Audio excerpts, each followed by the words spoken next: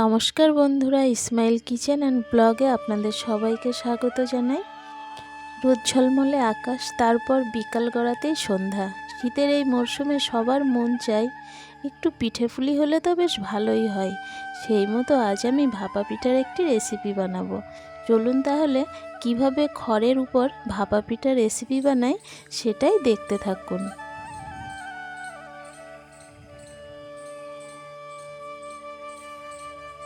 একদম নরম তুলতুল করছে, তো আমি আর ছেলে খেয়ে দেখব কেমন লাগে খেতে। ওগুলো তো এখনো গরম, একটু পরে নামাবো ঠান্ডা হলে।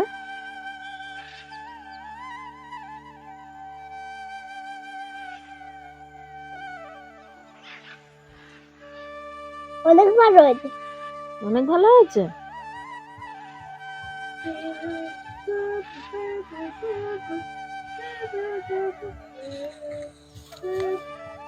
উনুনটা ধরিয়ে নিয়েছি, আমি কড়াইটা বসিয়ে দিচ্ছি। এখানে আমি 1 লিটার দুধ নিয়েছি, দুধটা ছেঁকে দেব।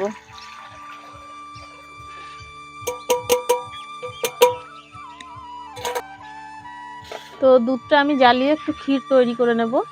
পুরটা মানে পুলির যে পুর সেটা আমি বানিয়ে নেব। আর এই যে দেখুন, এখানে আমি এই যে খড় নিয়েছি, নতুন ধানের খড়, ও খুব পরিষ্কার করে নিয়েছি। এখানে নিয়েছি কয়েকটা পাটকাঠি, এটা আমি ধুয়ে পরিষ্কার করে নিয়েছি। তো দেখতে থাকুন তাহলে আমি কিভাবে বানাই পিঠার রেসিপিটি।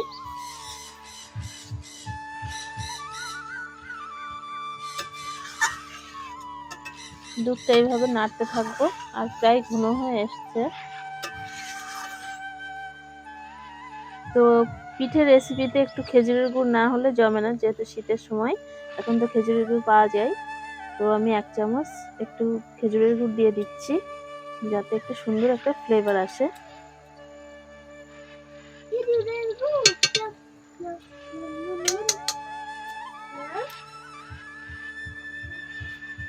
তো এখানে সন্দেশটা আমি এই ক্ষীরের মধ্যে দিয়ে দিচ্ছি।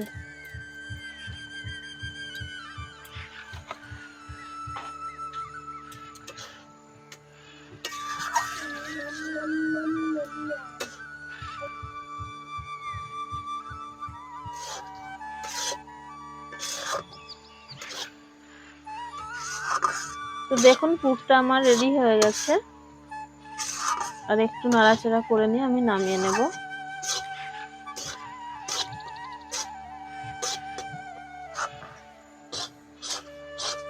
পুরটা রেডি হয়ে গেছে, আমি এবার নামিয়ে নিচ্ছি। পুরটা একটু শক্ত করে বানাতে হবে, যেহেতু এটাতে পুলি বানাতে হবে। খেজুরের গুড় দিয়েছি, কালারটাও খুব সুন্দর হয়েছে। ঠান্ডা হলে আরেকটু শক্ত হয়ে যাবে।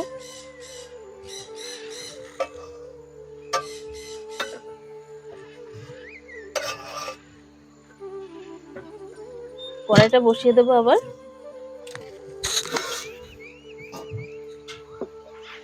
কড়াইতে দিয়ে দেবো আমি জল, 1 বাটি জল দিয়ে দিলাম।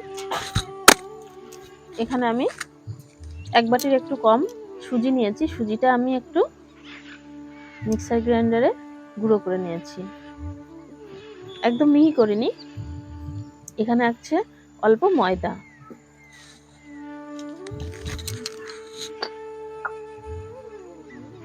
তো জলের মধ্যে আমি একটু লবণ দিয়ে দিচ্ছি 1 চামচ।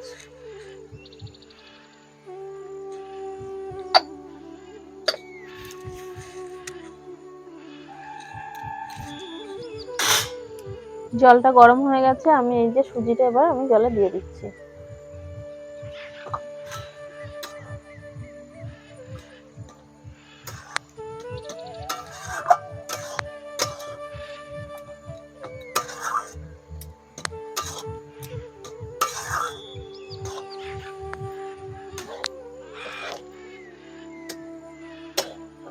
তো ডোটা আমি নামিয়ে নিচ্ছি।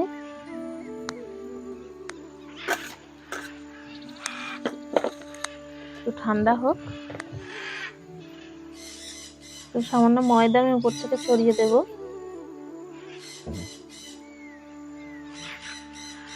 ডোটা ভালো করে আমি রেডি করে নেব।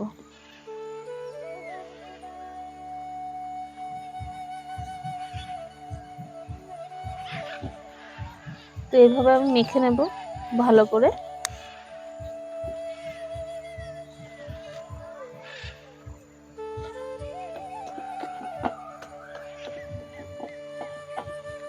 এই যে দেখুন পুরটাও বেশ শক্ত হয়ে গেছে অনেকটাই। তো আমি এবার পুলিগুলো সব বানিয়ে নেব।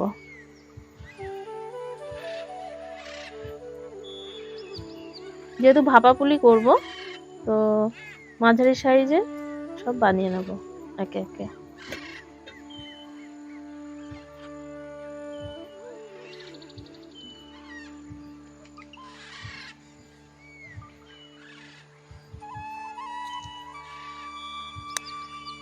এর মধ্যে আমি যে এভাবে পুর দিয়ে দেবো।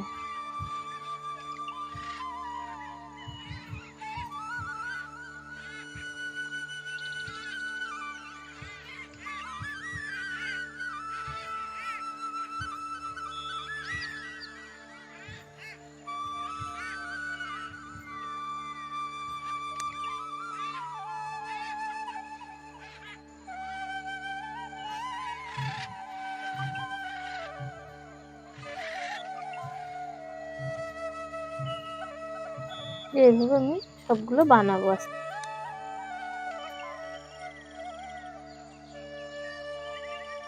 এদিকে কড়াইতে জল বসিয়ে দিয়েছি, জলটা গরম হয়ে গেছে।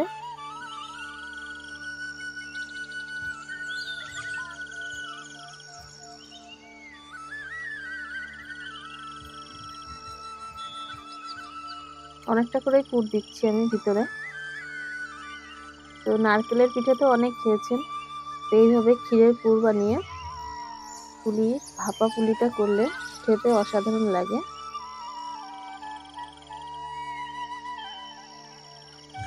তো এই যে দেখুন পুলিগুলো আমার সব বানানো হয়ে গেছে। এবার আমি ভাপে দেব। এই যে বাবান ছবি এঁকেছে, দেখুন ঘরে গেছিল, গিয়ে একে নিয়ে এসছে।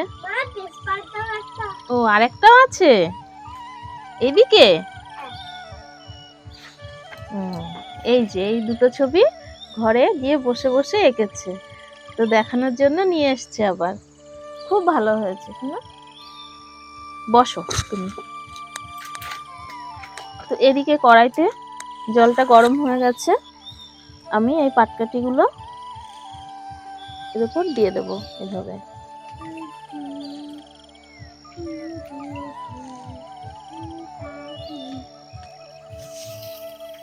প্রথমে এই খড়টা আমি নিয়ে এভাবে দিয়ে দেব।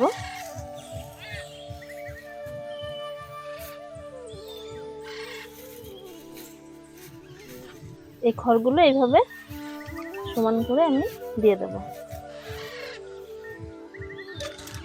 তো দেখুন খড়ের উপর সুন্দর ভাপ উঠে গেছে। এবার আমি পুলিগুলো একে একে সাজিয়ে দেব। সুন্দর করে এভাবে সাজিয়ে দেব।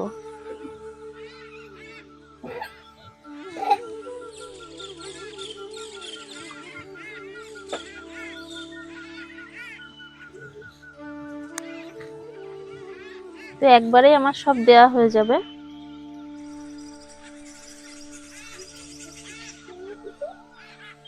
তো পুলিগুলো সব আমি খুব সুন্দর করে সাজিয়ে দিয়েছি। দিয়ে এবার 15 থেকে 20 মিনিটের জন্য এইভাবে আমি ঢাকা দিয়ে রাখবো। তো চলুন তাহলে 15 থেকে 20 মিনিট হয়ে গেছে, আমি এবার ঢাকাটা আলগা করব। ওয়াও, কত সুন্দর ফুলেছে, তাই দেখুন পিঠেগুলো খুব সুন্দর ফুলেছে আর খুব ভালোভাবে এটা ভেপে গেছে।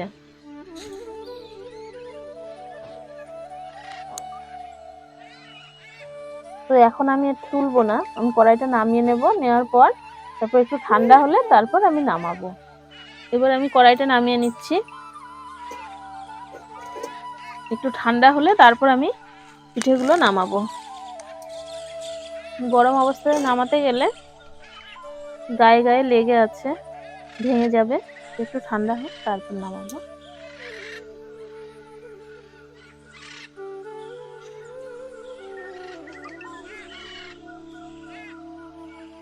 তো দেখুন পুলি পিঠেগুলো কত সুন্দর ভেপে গেছে, একদম নরম তুলতুল করছে। তো আমি আর ছেলে খেয়ে দেখবো কেমন লাগে খেতে। ওগুলো তো এখনো গরম, একটু পরে নামাবো ঠান্ডা হলে।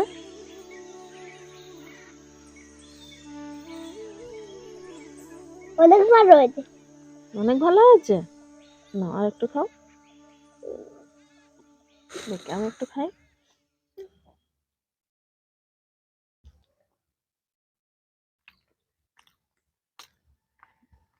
সত্যি খুব সুন্দর হয়েছে।